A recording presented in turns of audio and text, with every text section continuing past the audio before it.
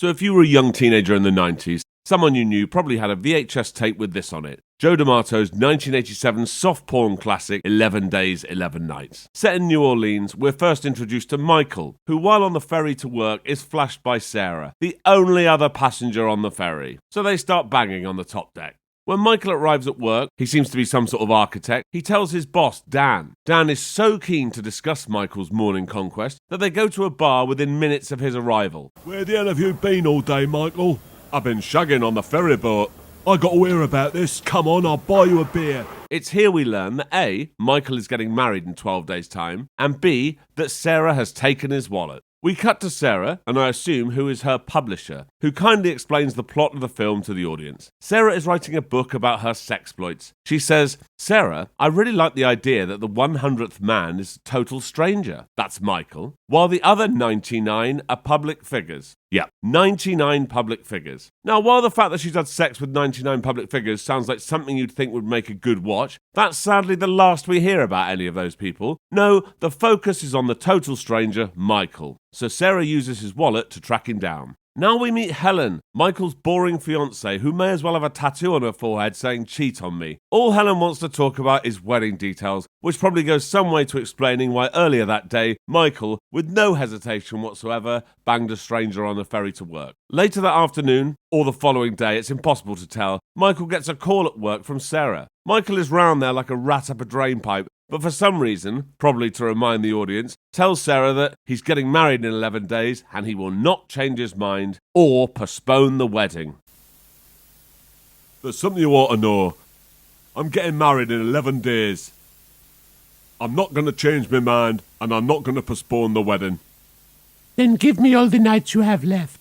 Sarah's like, yeah, that's fine. Just give me your remaining 11 nights then. Michael thinks, yeah, that seems reasonable, so agrees and they bang. The following evening, Michael is called away from dinner with his boring wife and her unbearable parents to a hotel room. When he arrives, there's no sign of Sarah, but there is a note on the TV saying, switch it on. When he switches it on, he sees Sarah, who appears to be elsewhere with a full camera crew. Not keen on batting one out in front of a 12-inch CRT monitor, Michael gets up to leave. He then immediately gets a call from Sarah saying, it's okay, I was in the room next door the entire time. She comes out and they bang again. As they leave the hotel the next morning, Sarah comes out with this. Michael, why don't you rape me? What? People get raped in the street. What? No. Come on, I'm dying to be raped by you. What? At this point, Michael starts to suspect that Sarah is bad news. Help! Help! The man wants to rape me! And yes, I suggest this scene contains a number of red flags. Anyway, so Michael gets to work and a package has been sent to the construction site. And yes, it's her pants. Dan is absolutely loving it. There's a note with the pants saying that Michael needs to wear the pants to the restaurant that evening. When Michael arrives at the restaurant, Sarah is dressed in some weird 1920s outfit and tells Michael to immediately follow her to the bathroom. She tells him to strip, steals his clothes and tells him to wear hers. This inevitably leads to some cringe moments as he leaves the restaurant and heads for her apartment. Michael, of course, is livid about what's just happened, and as soon as the idea of sex is put out there, all is forgiven and they bang. Now, I can't work out exactly where Michael is in this next scene. Is it his apartment? Is it his office? Anyway, that's irrelevant. The point is that loads of food turns up, followed by a load of weird strangers who start eating it. Michael is once again furious, so angry that he kicks them all out. But then, true to form, sex will shut him up. This time it ends with him tied naked to a pillar. And surprise, surprise, she runs out, leaving him to be discovered hours later by the cleaner. By the next day, Michael has once again forgotten he had anything to be angry about when Sarah shows up to take him to a shopping centre. Here she gives him a bracelet that says 100 on it. He asks her what it means, she doesn't say, and he forgets about the whole thing. She asks him, can you sing, Michael? He says no, but she takes him to a recording studio anyway, where he meets this budding songwriter in the hallway.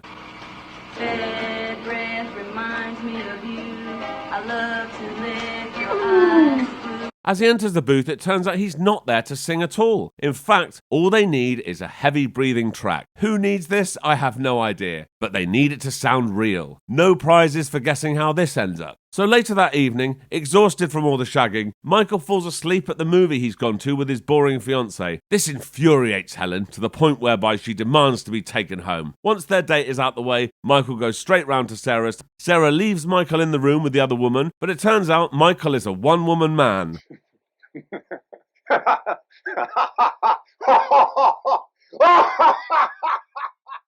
And is only interested in Sarah. Next we see Michael laughing and drinking with a tramp for no reason whatsoever. Why? Anyway, Michael gets home. Helen has been waiting for him on the stairs all night apparently, so he walks her home. It's at this point she tells him she knows there's another woman. He doesn't deny it and just walks off. Helen, who apparently needs further confirmation that Michael has been messing around, goes to his work to confront his boss Dan, who does a great job of covering for him for all of 10 seconds before explaining that, hey, it's just a fling and that'll all be over soon. We're getting married in 5 days, Dan.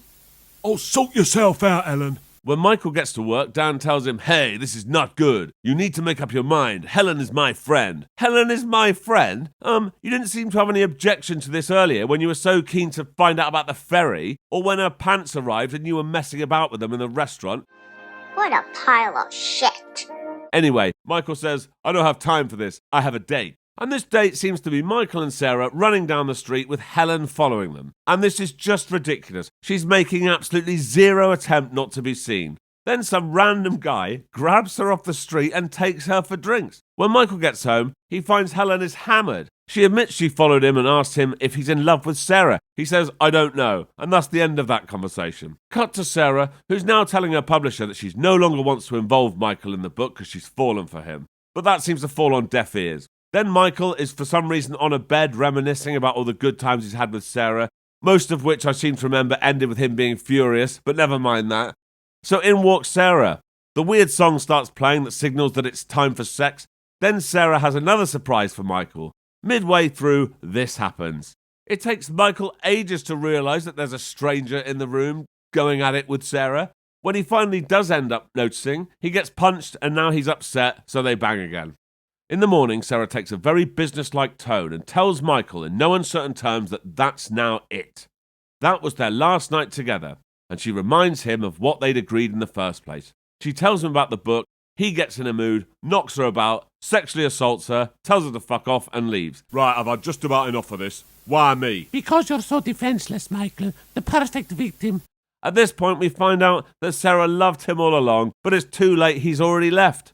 Michael then goes back to Helen's house with flowers, where he is instantly forgiven, and they live happily ever after. The end. Now, there seems to be 2 sequels to this, both billed as 11 Days, 11 Nights Part 2. I'm not sure which one is canon, but if enough people watch this, I'll do one of them next week.